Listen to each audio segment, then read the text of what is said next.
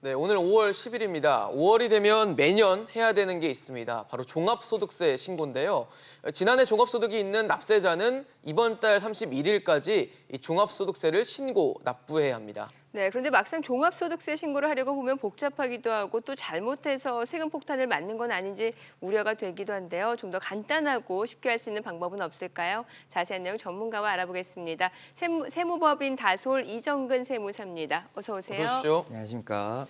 세무사님, 사실 5월 달 종합소득세 신고의 달이다라는 표현이 있을 정도인데 누가 신고를 해야 되는지 대상자부터 좀 알려주시면 좋을 것 같아요. 이 소득세람은 개인이 1년 동안 모든 경제활동을 통해서 얻게 된 소득에 대해서 부과하는 세금을 말하는데요. 네. 이번 종합소득세 신고 대상자라고 할 수 있으면 소득의 종류에 따라 금융소득, 근로소득, 사업소득, 네. 연금, 기타 소득 등이 있는 자를 말하며 네. 이에는 자영업자, 프리랜서, 2월에 연말정산을 놓친 직장인 등이 이번 신고 대상자에 해당한다고 볼 수 있습니다. 네. 세무사님 말씀 들어보면 거의 대부분 포함된다는 느낌이 드는데 이 대상에서 제외되는 경우도 있나요?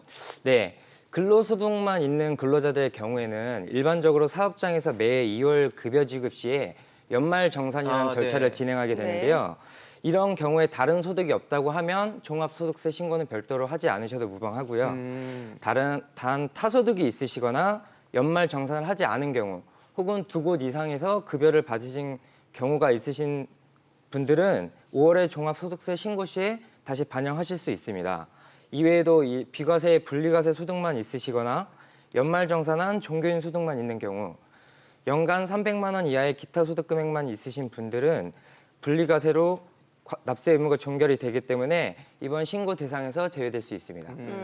사실 이게 직접 해보려고 하면 좀 복잡한 게 좀 많이 힘든 것 같은데 네. 종합소득세 신고 언제부터 언제까지 하면 되는지 좀 알려주시고 간편하게 할 수 있는 방법은 따로 없을까요? 일반적인 납세자의 신고 기한은 매년 5월 1일부터 5월 31일까지라고 알고 계시면 되실 것 같고요. 네. 성실 신고 확인이 필요한 납세자의 경우는 6월 30일까지지만 금년은 6월 31일이 공휴일인 관계로 7월 1일까지 신고하실 수 있습니다. 네. 여기서 성실 신고 확인 대상자라고 하면 업종별로 수익 금액이 일정 금액 이상인 자를 말하는데요. 이러한 분들은 매출 및 비용 계상의 적정성 여부를 세무 대리인에게 검증을 받아야 하기 때문에 일반 납세자에 비해서 납부 기한을 1개월 정도 연장해주고 있습니다. 네. 그리고 이제 신고 방법을 보게 되면은 예. 크게 신고 주체에 따라서 자진 신고와 세무 전문가의 조력을 받는 방법이 있습니다. 네. 자진 신고라 함은 납세자 본인이 직접 세무서를 방문하거나 PC, 모바일을 통해서 온라인으로 진행하는 것을 말하는데요. 네. 온라인 방법 중에 홈택스로 진행하는 경우는 최근 3년간의 소득률, 실효세율, 경비율 등을 조회가 가능하며 주요 공제 감면에 적용 요건도 검토할 수 있기 때문에 많이 이용하고 계십니다. 그리고 이제 소규모 납세자의 경우는 수익 금액부터 납부세액까지 미리 작성된 모두 채움 신고서를 우편은 혹은 핸드폰을 통해 받으셨을 텐데요. 이런 분들은 ARS를 통해 간편하게 신고까지 진행하실 수가 있고요. 또한 특이한 점은 올해부터 모바일 홈택스 어플을 통해서 신고가 가능하게 됐는데요. 네. 어플을 통하여 신고 안내문의 조회부터 전자신고까지 모두 처리가 가능합니다. 다만 이제 전자신고의 경우는 아직 모두 채움 신고서 대상자만 신고 접수가 가능하기 때문에 이 점 유의해 주시면 좋을 것 같습니다. 이상의 방법들이 조금 어렵다고 느껴지신다면 세무 전문가의 도움을 받는 것도 좋은 방법이 될 수 있을 것 같습니다. 네. 사실 종합소득세 신고를 하려면 그냥 신고하는 게 아니라 서류라는 게 필요하잖아요. 그렇죠. 특히 꼭 챙겨야 될 서류도 있을 텐데 어떤 것들이 있을까요? 네, 국세청은 이제 종합소득세 과세 유형을 총 14가지로 분류하고 있는데요. 네. 이 유형별로 기장 의무나 경비율이 모두 상이합니다. 그래서 이제 신고 안내문을 기반으로 세무 대리인도 그렇고 납세자도 직접 신고가 진행되기 때문에 종합소득세 신고 안내문을 제일 먼저 구비해 주셔야겠고요.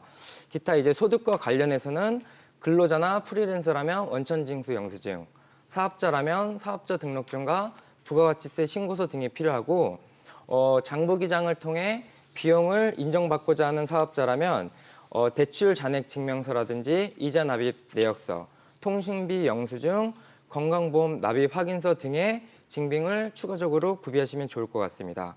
그리고 이제 각종 공제와 관련해서는 인적 공제 등 공제 대상자임을 입증하는 서류로 가족관계 증명서, 장애인 증명서, 기부금 영수증, 임대차 계약서 등을 구비하시면 도움이 될 것 같습니다. 근데 이제 간편장부 대상자 같은 경우는 이런 자료들을 구비하는 게 크게 어렵지 않은데요. 복식부기 의무자들 같은 경우는 필수 서식에 재무제표 같은 서류가 첨부되다 보니까 세무 전문가의 조력을 받는 것이 좋을 수 있습니다. 네. 앞서서 보통 이제 근로소득이 있는 그 근로소득자는 이제 사업장에서 2월달에 연말정산을 하기 때문에 그 이외의 소득이 없다라고 하면 이걸로 이제 종합소득 신고를 하지 않아도 된다라고 말씀을 주셨는데 연말정산하고 종합소득세 신고 어떤 차이가 있는지 좀 알려주세요. 일단 크게 보시면 1년간 벌어들인 소득에 대해서 정산하는 과정이라는 점은 둘이 동일합니다. 네.